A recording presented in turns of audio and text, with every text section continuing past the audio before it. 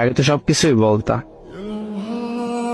সুযোগ হয় নাই, আর সবসময় সবকিছু বলতে হবে এমন তো কথা হয় নাই। আচ্ছা, বাড়ি আসবা কবে? ঠিক বলতে পারবো না।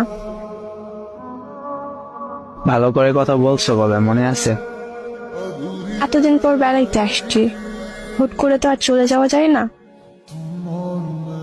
আচ্ছা, আমাকে জানাবা কিন্তু কবে আসবা। ওকে।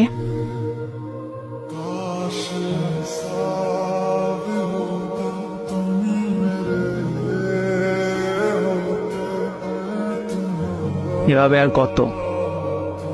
মানে বুঝলাম না। এত অবহেলা কেন? কারণ কি? আচ্ছা, আর পারতেছি না, সত্যি কথাটা বলে দিই। হ্যাঁ, বলো। আমার চাচাতো ভাইয়ের এক ফ্রেন্ড আছে, ওকে আমার ভালো লাগে। ওর সাথে সবসময় কথা হয়। ওর ফ্যামিলিও জানে, আমার ফ্যামিলিও জানে। 6 মাস হয়ে গেছে ওর সাথে কথা হয়। আমি ওর সাথে রিলেশনে যেতে চাই, ভাবছি তোমার কাছে বলবো। আগে বলো না কেন? তুমি কষ্ট পাবে ভেবে বলে নাই, তোমার কাছে লুকাইছি। ও, এখন কি অনেক শান্তি পাচ্ছি? জানি কষ্ট পাচ্ছ, তারপরেও কিছু করার নাই। এভাবে আর আমিও পারছি না, সবকিছু সত্যিটা বলে দিতে ইচ্ছে। সম্পর্ক করার আগে কি কি যেন বলছিলাম, মনে আছে? ওইসব এখনো মনে রাখছো? তোমার তো পোলা পাই না মন।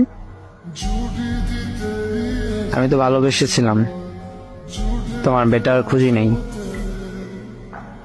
তোমার জন্য আর কতদিন অপেক্ষা করব? তুমি কি করো? পড়াশোনা শেষ করবে, চাকরি পাবে, আমি তো বুড়ি হয়ে যাব। এতদিন অপেক্ষা করা সম্ভব না। বাস্তবতা শিখো, আবেগ দিয়ে তো জীবন আর চলে না।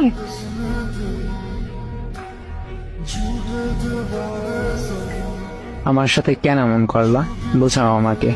কি দোষ করছিলাম আমি? তখন ছোট ছিলাম, এত কিছু বুঝে নাই। এখন বড় হইছে, বাস্তবতা শিখছি। ভুল হয়ে গেছে, মাফ করে দাও।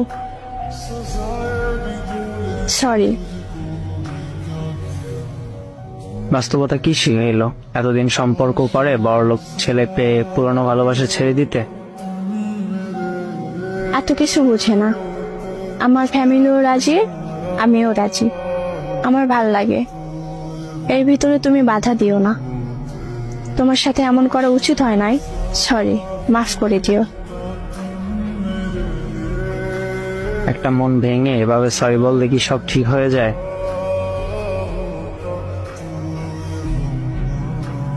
যাই হোক, ভালো থেকো। তোমার বিচার আল্লাহ করবে। আল্লাহ হাফেজ।